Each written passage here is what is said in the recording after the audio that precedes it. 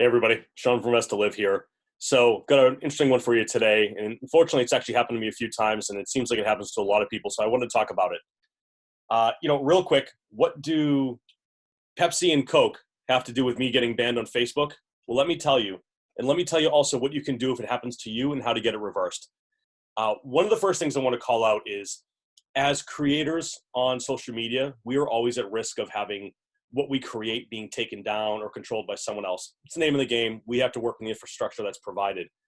I have a pretty good size Facebook page, over 10,000 followers on there, decent engagement, good audience. And I put out a post this morning, very innocuous post. I basically just asked my audience at scale, which do you prefer, Pepsi or Coke? And which would you prefer to invest in? And then I basically asked my audience, would you look at EPS, dividend rates, market share, etc. And that was it. Really simple, really simple post, something I do a couple times a day on Facebook. And about 30 seconds later, I was notified that my account was shut down, my advertising was shut down for policy violations. Now, it's funny because the speed at which this was shut down was literally like 30 to 60 seconds after I posted this. So even if in theory someone had reported this post, which I have no idea why they would, that would mean that not only would it have been reported instantaneously, by the way, it would have been reviewed instantaneously as well, based on the words Pepsi, Coke, and a couple of generic terms in this really, really short post, by the way. Now, of course, if this has ever happened to you, getting banned on social media, especially if you have a channel or you're a creator, is very stressful and very disheartening. And I can tell you, even though I've been through this a few times, unfortunately, it's still every time just hits hard because you're like, you put in so much work, you're trying to do the right things. So this video isn't really for my normal audience who are looking to see, finance videos and investment videos, etc. But I think it's important to hear this as well because Facebook's also an investment that's a publicly traded company. So it's good to hear the way things work. And if you're a creator and you're worried about this happening or you've had it happen or you're currently dealing with it right now, I thought it might be helpful to talk through sort of the way I think about this. So let me just start really simply. I'm not going to have any fluff in this video. I'm going to get right to my point, but I think it's important to treat your creation or your channel, your pages as a real business. And in a real business, freaking out, exploding with anger, being depressed about it, that's not going to get it done. It's okay to have emotions, but in business, and that's what this is, what you need to do is focus on what gets you back to a yes, right? They're saying no, your page is gone. You need to get them back to a yes. So the first thing I did immediately was I hit the policy violation information on Facebook help and support. There was clearly nothing in there that would indicate that I broke any rule. And in the times that this has happened before, it's been very similar. I've called out CNBC, for example, and then like that, I got a ban shortly thereafter. And every time it gets turned around, but I want to tell you what happened on this one. So I called out this Coke versus Pepsi. There was nothing negative in there. Just simply, which do you like better? What would you invest in? What do you think about it?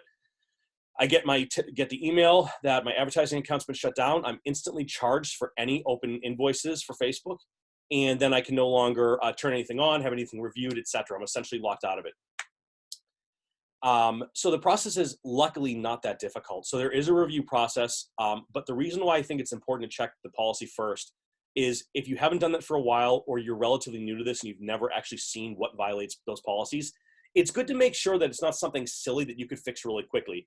So of course, things like profanity, gambling, violence, those kind of things have no place here and, are obviously going to get banned for good reason.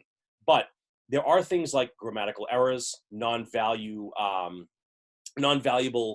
posts, which that's kind of a gray area, but I understand their point is like, maybe they just don't want people shoving down an experience that's not going to look good for Facebook's overall infrastructure and company. But, clearly that wasn't what it was. Essentially, I'm thinking to myself like, well, if I'm getting banned for asking questions about which company to invest in, then they should be banning Bloomberg, CNBC, Yahoo Finance, everyone else for that matter. So the first thing you want to do is immediately click to respond and ask for a manual check of this. I think this is really important and don't waste time on it. Check the policies and go back if you have something strong to stand on. And what I like to do is provide as much information as possible. So after you submit your case and gives you a couple different options, I fixed it, I don't know what the issue is, or there's something else or other. I always click that I don't know what policy I violated. and then I submit. And immediately after submitting, it goes into an inbox. The inbox typically would be waiting for them to respond. Then you can respond back. What I do is I write up my entire use case immediately after submitting my request for audit or request for check or whatever they're calling it every other day now. And I basically explained very simply in this case, this is not the first time I've been banned for an unknown reason. I don't know what policy I've violated. I simply created a post about Coca-Cola and Pepsi, offered no advice. I charge for nothing. There's no courses. There's no website. This is 100% completely free educational material. There's nothing attached to it. There's nothing to buy, nothing to sell, nothing whatsoever. And you literally within minutes, I get a response. So I had to log back in and go back to the support page into my inbox. And it's basically a pretty decent sized paragraph essentially saying like, apologies for the inconvenience. This does happen. We've reviewed and you've been completely turned back on. You can continue, posting, putting up ads, working the ad center, the creator studio, etc. And I think what's disheartening though, is the fact that I still don't ever get an answer as to what I supposedly even violated or who said that I was violating something. And I think the reason that that's scary is it makes it very easy for someone who's theoretically a competitor. And I don't think any of us should look at it this way. I think as long as you're providing good quality entertainment and education, I think everyone should have this space for everyone basically. But the reason why this is particularly concerning is it's a one-way street where I can be banned instantaneously with no information whatsoever. And then when I fight it, it can be turned back on instantaneously with no known reason as to what I even did in the first place, so I won't do it again. And I normally wouldn't post something like this, but I was just thinking about it, and I was saying, luckily I've been through this before. I've owned a business that I've sold when I was much younger. I also am very, very experienced in sort of that end of the spectrum and being an operator of a company. So for me, these are things you just deal with. But I was thinking like, my gosh, for so many people who are trying to get going and trying to get YouTube up and running and trying to maximize and monetize, this would be extremely scary, especially if you're putting in a lot of work and you don't know what to do. Or now you're waiting for something to happen. You're trying to find a policy that doesn't exist. So I guess what I want to say to wrap this up is you absolutely can ask for reasons. You can absolutely reach out to the team and ask that it be manually rechecked. And I do think in my experience, barring the fact that you didn't do anything egregious or blatantly against the rules, I think typically speaking, you're going to get this reversed. And I think that's a good thing to be aware of. But at the same time, I want to recognize the stress that this causes. I did respond back again, as I have before, that I appreciate being turned back on, but I really need to know why. I need to understand what it was that would even have triggered this. If it was an automatic response, I want to know which of the 15 words I used would trigger a ban. Additionally, I want to know if it was someone, it would mean that they would have had to immediately hit me instantaneously. And that means that one single person somewhere, in theory, would have that power. Because at the time that it took effect, I had only 2 views on the post at that point. It was literally that fast. So with that, I'll wrap it up and keep it short, but I'm going to summarize here real quick. If you get hit with any kind of a ban on social media for your business page or your creator page, take the time, look at the policies. Is it possible that there were egregious grammatical errors? Is it a question of the wrong kind of information? Maybe you put the information out there in a way where it seems or could be taken a different way than you mean. Just rethink it. It's not your fault.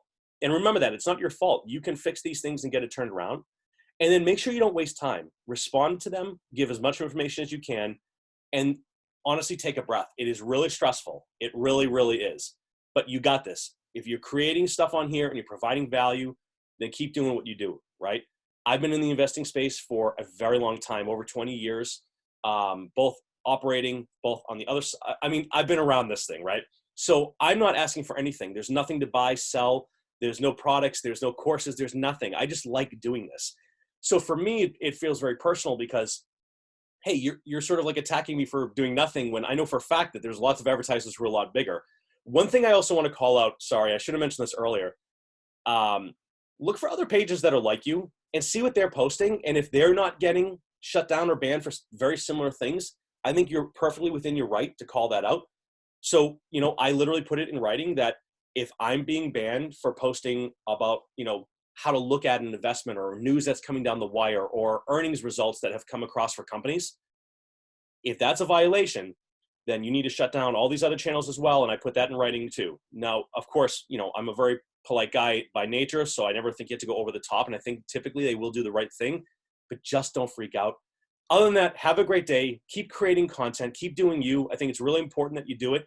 And otherwise, let's keep going. And if you're watching the channel for financial advice, I promise it's coming back.